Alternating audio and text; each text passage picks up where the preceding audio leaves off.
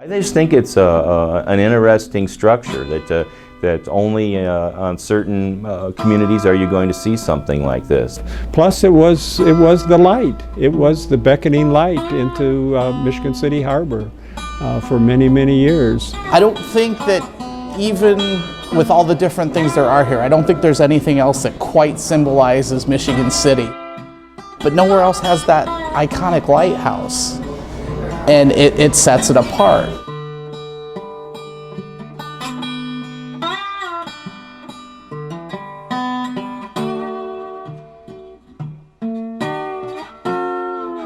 Well, originally in 1837, when the first lighthouse was built on this property, the water level was much, much closer than what it is today, so it was truly the lighthouse.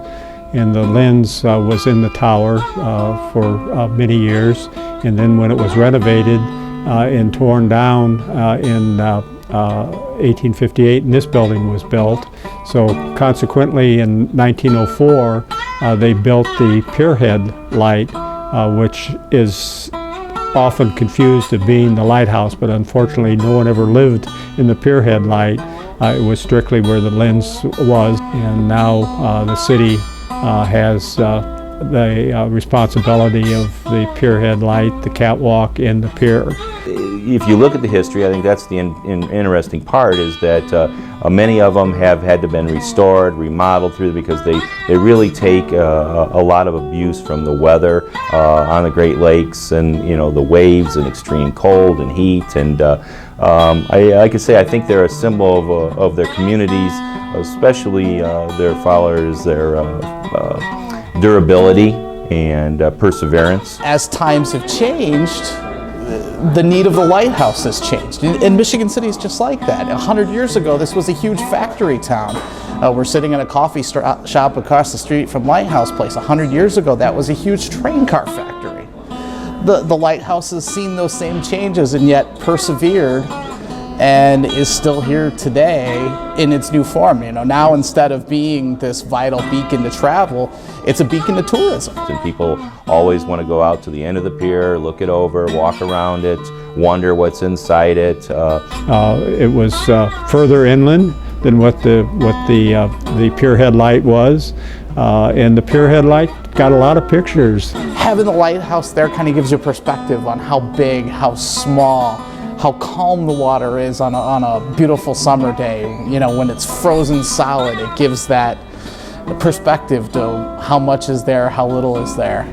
We attract artists from all over the nation, but a lot of them come from this region and this community.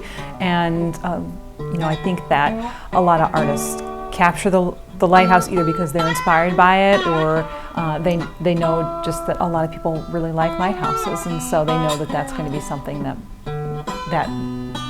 they'll be able to sell that work pretty readily to a tourist crowd.